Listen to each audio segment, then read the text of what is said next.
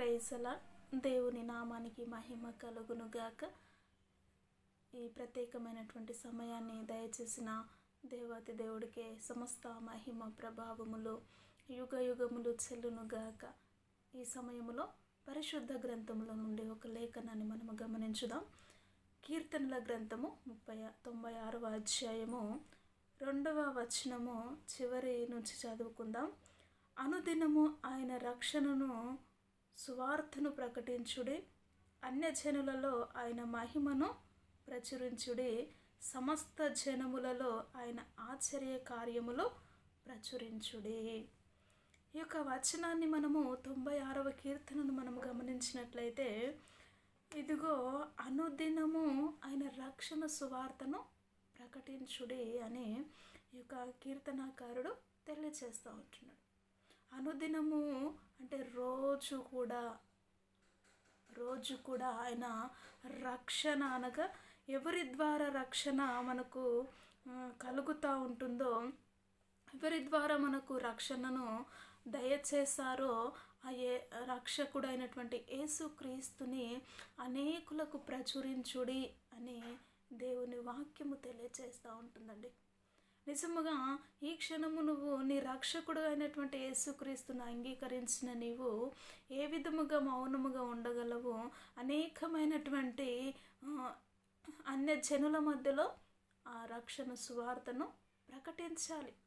కింది వచనాన్ని మనము గమనించినట్లయితే, అన్య జనులలో ఆయన మహిమను ప్రచురించుడి కదా.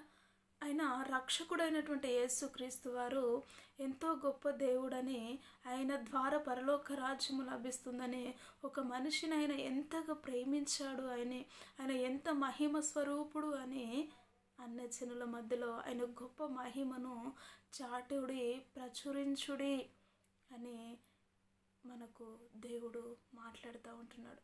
నిజముగా దేవుని నమ్ముకొని కొన్ని సంవత్సరాల జీవితము నీలో ఉంటుందేమో, కానీ నువ్వు ఒక్కరికైనా నువ్వు సువార్తను చెప్పావా?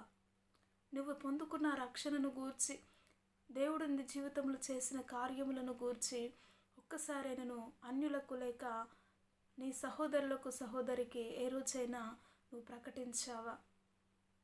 ఆ విధముగా నువ్వు ప్రకటించినట్లయితే దేవుని నామము లేక దేవుని నువ్వు మహిమపరిచిన విధముగా నీ జీవితము ఉంటుంది.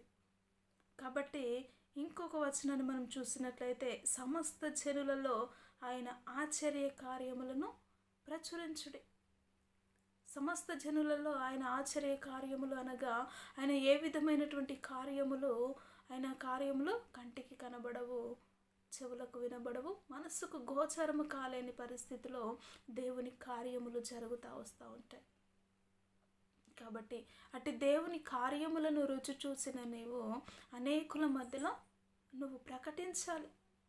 యేసుక్రీస్తును తెలుసుకున్న నీవు మౌనముగా ఎందుకుంటావు? ప్రకటించాలి. ఎగ్జాంపుల్ మనం గమనించినట్లయితే, ఒక బేకరీ కాడను, ఒక హోటల్లో మంచి బిర్యానీ నువ్వు తిన్నట్లయితే ఎదుటి వారికి వచ్చి నువ్వు చెప్తావు ఏమని? ఇదిగో ఆ హోటల్లో బిర్యానీ చాలా చక్కగా ఉంటుంది అని వారిని పంపించే ప్రయత్నం చేస్తావు. వారు వెళ్ళి తినే విధముగా వారిని ప్రేరేపిస్తావు నీ మాటల ద్వారా. అదే విధముగా నీ కొరకు నా కొరకు ప్రాణాన్ని పెట్టిన యేసయ్య కొరకు, ఆయన మనము పుట్టినది మొదలుకొని నేటి దినము వరకు కాచి కాపాడుతున్న యేసయ్య కొరకు, ఆయన నీ కొరకు నా కొరకు పరలోక రాజ్యాన్ని సిద్ధపరుస్తున్న యేసయ్య కొరకు నువ్వు ప్రకటిస్తూ ఉంటున్నావా? దేవుని తెలుసుకొని ఉన్న నీవు మౌనముగా ఎలా ఉంటావు? కాబట్టి నేటి దినము వరకు నువ్వు దేవుని కూర్చిన సువార్తను అనేకులకు ప్రకటించలేకపోయావేమో. ఈ సమయంలో ఆ తీర్మానాన్ని తీసుకుంటే ఎంత బాగుంటుంది. ప్రార్థన చేద్దాం. గనుడానికి స్తోత్రములు. నిజముగా ప్రభా, అన్ని జనుల మధ్యలో నీ రక్షణ సువార్తను మేము ప్రకటించగలిగిన శక్తి సామర్థ్యతలను ప్రభా మాకు మీరు దయచేయండి. దేవా, నీ యొక్క అద్భుతమైనటువంటి మేలులను మేము పొందుకొని నీ రుచిని మేము అనేకులకు ప్రచురించే విధముగా ఉండడానికి నీ కృపను కనికిరమును మీరే చూపించి దేవాని నామానికి మహిమ తెచ్చుకోమంటూ యేసుక్రీస్తు ఉన్నతమైనటువంటి నామంలో ప్రార్థించి అడిగి వేడుకుంటున్నాము తండ్రి. ఆమెన్. Praise the lord. ఈ యొక్క వీడియో నచ్చినట్లయితే లైక్ చేయండి, షేర్ చేయండి, కామెంట్ చేయండి, సబ్స్క్రైబ్ చేసుకోండి.